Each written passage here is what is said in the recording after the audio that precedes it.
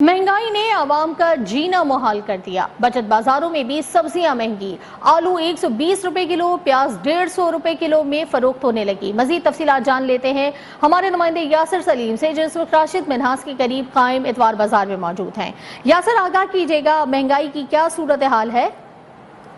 हाँ जी, बिल्कुल। मुल्क भर की तरह कराची में भी महंगाई का असर बचत बाजारों में भी देखा जा रहा है। सब्जियों की कीमतें जो कि पिछले एक हफ्ते कबल जो है वो कुछ कम हुई थी, लेकिन अब दोबारा से जो है वो बढ़ना शुरू हो गई हैं।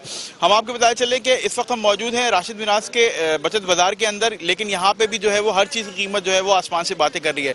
आलू, प्याज, टमाटर, मटर, लीमू, अदरक, लहसुन, गाजर या फिर खीरा हो या फिर कोई और सब्जी, उनकी कीमतों में भी जो है वो तकरीबन 30 से 40 रुपए का जो है वो इजाफा हो गया है। टमाटर जो है वो तकरीबन 130 रुपए फी किलो के हिसाब से मिल रहे हैं। इसके साथ साथ आलू जो है वो 120 रुपए किलो मिल रहा है, और जो मुख्तलिफ सब्जियां हैं उनकी कीमतें भी जो है वो मुसलसल बढ़ती जा रही हैं।